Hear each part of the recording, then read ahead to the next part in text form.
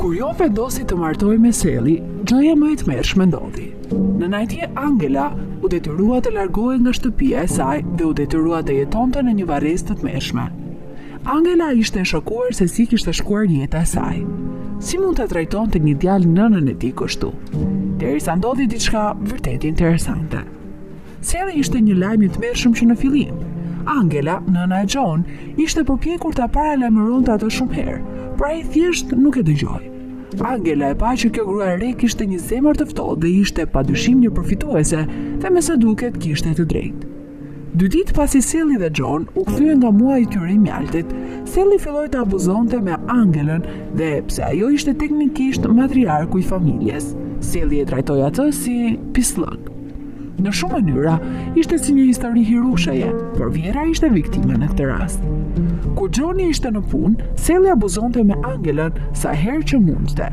Ajo pastronte shtëpinë e tyre, edhe pse ajo ishte shumë e vjetër, më pas do t'i ankojë Johnnyt kur të kthehej në shtëpi, se sa shumë kishte punuar gjatë gjithë ditës dhe sa dembele ishte nëna e tij. Johnny ishte absolutisht i çuditur me nusen e tij të re. Dëgjoi gjithçka që ajo tha dhe një ditë, kur ajo i sugjeroi nënës së tij të largohej, ai nuk e kundërshtoi as pak. Sally ishte aq mizore se ajo sugjeroi që Angela të lëvizte në një shtëpi të vogël me qira që ajo kishte parë pranë varrezave lokale. Ajo arsyetoi se përmes kësaj, ai nuk do ta braktiste plotësisht, por do t'u jepte atyre hapësirën që meritonin si një çift i ri i martuar. Johnny nuk pa asnjë problem në të dhe i tha me kënaqësinë e nësë tij se ajo duhet të dilte nga shtëpia brenda 24 orëve të ardhshme. Ai tha asaj që t'i paketonte gjërat e saj dhe se do ta çonte atje ku do të qëndronte që nga ajo kohë tutje. I sigurt paketoi gjërat e saj në makinë dhe po ngiste drejt varrezave. Kishte një shtëpi të vogël, të vjetër, me kuvert në anën e varrezave, për të cilën ai këmbguli se do të ishte përkryer për të. Shtëpia po shembej në disa vende, çatia po zbehej dhe muret ishin të gërryera nga myku dhe lagështia. Angela mezi mund ta besonte se çfarë po ndodhte, se djali i saj me të vërtetë priste që ajo të jetonte kështu. Ajo e dinte që burri i saj nuk po pushonte i qetë në varrin e tij, duke e ditur se si po e trajtonte djali, por ishte e moshuar dhe në pension. Ajo ishte bllokuar sepse mbështete vetëm te djali i saj për ndihmë financiare, kështu që nëse i thuaj se duhet të jetonte në një shtëpi të vogël të rënuar pranë një varreze, ishte pikërisht ajo që duhet të bënte. Sally ishte e lumtur me largimin e gruas dhe e lumtur sepse John i zgjidhte atë në vend të nënës së tij gjithmonë. Kur ndonjë mik i familjes pyeste për Angelën, ata do të shisnin lëvizjen e saj sikur e moshuara donte ta bënte atë, dhe se si ata insistonin që ajo të qëndronte me ta. Por, pa Angelën pranë për të ndarë të vërtetën me këdo që dëgjonte foton që Sally pikturoi, gjithçka duke shumë mirë, kur në fakt nuk ishte. Angela bëri çmos për të bërë shtëpinë e vogël të përshtatshme për vete, por ishte vështirë pa burimet që i nevojiteshin. Ajo përpoq me dëshpërim të pastronte muret që ishin aq të mbushura me papastërti, që u deshën disa ditë më shumë nga sa mendonte. Më pas, ajo zhvendos në hapësirën e të mbushur të kopshtit jashtë. Ajo do të ishte mallkuar nëse do të lejonte që rrethanat e saj të diktoni se si ajo do të jetonte. Edhe nëse do të ishte kështu, ajo do ta shfrytëzonte sa më shumë. Sigurisht që ishte edhe çështja e të jetuarit rreth qindrave trupave të vdekur.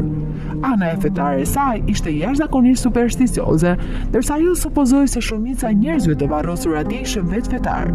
Ajo nuk mund të mos ndjente se kishte një energji të keqe përreth. Ajo nuk ishte përtej të menduarit se shpirtrat po enden në përvarreza, veçanërisht ata që kishin një lloj misioni. Një mëngjes Angela gjeti veten në dyshemën e dhomës së saj të gjumit, duke qarë për mënyrën se si jeta e saj kishte përfunduar kështu. Përse djali i saj e kishte praktisur kështu? Në atë moment ajo dëgjoi të trokitura në derë. E habitur ajo pastrua shpejt dhe shkoi të shinte se kush ishte, por kur hapi derën nuk ishte njeri atje. Ajo shikoi përreth për të parë nëse ishte dikush fshehur, kur pa diçka që bëri zemrën e saj të ndalonte. Vetëm në një distancë të vogël përpara saj, ishin gurët e varreve ku ajo pakurrizin e një burri të madh, që ishte çuditërisht i njohur. Ajo vazhdoi të shikonte në konfuzion, derisa e kuptoi çfarë shqetësonte për burrin, që dukej njësoj si burri i saj. Trupi i saj ngriu, konfuze dhe e hutuar. Ajo ju afroa burrit të moshuar kurioz se kush ishte ai dhe i vuri një dorë në shpatull. I befasuar burri u kthye për të parë një grua të bukur, që shikoi me çudi në fytyrën e saj. Ai nuk mund ta kuptonte pse Angela qeshi papritmas dhe kërkoi falje pa mas. Ajo shpjegoi se ai kishte kujtuar asaj aq shumë burrin e saj të ndjer, se ajo mendoi se i kishte parë një fantazëm dhe duhej të kontrollonte. Burri thjesht qeshi me të dhe me ngacmim e lavdëroi për guximin e saj. Ai takimi rastësishëm nuk u duk aq rastësishëm, pasi ata u afruan bashkë. Para se të kuptonin se kishin kaluar orë të tëra duke folur dhe duke njohur me njëri tjetrin, burri premtoi se do të kthehej dhe do ta vizitonte. Dhe kështu ndodhi në takimin e tyre të dytë. Ai e pyeti pse ajo jetonte aty ku ishte. Ai nuk mund të besonte se një grua kaq e bukur, e manitshme, po jetonte në mjerim. Atëherë ai mësoi se çfarë kishte bërë djali i saj. Naturalisht, ajo tmerrua kur dëgjoi diçka kaq të tmerrshme që i kishte ndodhur asaj. Ai nuk e njihte aq mirë, por kishte diçka thellë në zemrën e tij që i thoshte që ta ndihmonte një javë më vonë. Ai thiri Angelën dhe e pyeti nëse mund ta merrte për t'i treguar diçka që ajo me kënaqësi pranoi, duke mos ditur se çfarë po i vinte në rrugën e saj. Ai e çoi atë në këtë shtëpi të madhe të vjetër, të bukur, pasanike, pa thënë asnjë fjalë. Ai e çoi në pjesën e pasme të shtëpisë, ku i tregoi asaj një vilë të çuditshme që ishte vendosur bukur mes një koleksioni të mrekullueshëm trëndafilash. Angela ndjeu diçka të ngrohtë në zemrën e saj. Ai tha asaj diçka të mrekullueshme, duke i dhënë asaj një sër çelësash. Burri shpjegoi se vila ishte e gjitha e saj. Ajo ishte e sapo ndërtuar, me 2 dhoma gjumi të mëdha dhe një kuzhinë manitëse. Angela u trondit plotësisht se çfarë kishte shtyrë këtë burr të ishte kaq i sjellshëm. Ai shpjegoi se kishte diçka që i thoshte ta ndihmonte atë. Ai mendonte se ishte gjëja e duhur për t'u bërë. Angela nuk mund të mbante më lotët. Ky ishte një huaj që mezi e njinte, por ishte i përgatitur për ta marrë atë dhe për ta trajtuar atë më mirë se djali i saj. Vetëm disa javë më vonë, diçka e çmendur ndodhi. Angela dëgjoi një trokitje në derën e saj. E çuditur se kush mund të ishte, ajo hapi derën kur pa djalin e saj, me duart e tij ai mbante një buqet të madhe me lule. Megjithatë, këto nuk arritën të fshinin pamjen e dhimbshme në fytyrën e tij. Erdhi për t'i kërkuar një falje. Ai foli me dëshpërim se sa gabim kishte bërë që e nxorri jashtë dhe e pyeti nëse ajo do ta falte dhe do të kthehej në shtëpi. Zemra e Angelës u gjakos për djalin e saj, por ajo nuk mundi të harronte se çfarë kishte bërë. Ajo mori lulet dhe i dëgjoi atë, por më pas i tha saktësisht se çfarë mendonte për atë që kishte bërë ai. Më pas i kërkoi atyre që të largoheshin.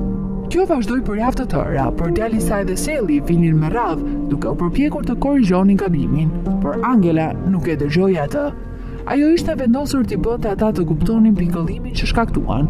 Pastaj një ditë, ajo mori një kasetë, të parën që kishte lexuar pas disa javësh, kur pa një foto të burrit që i kishte ndihmuar atë. Me sa duket, ai ishte jashtëzakonisht i pasur.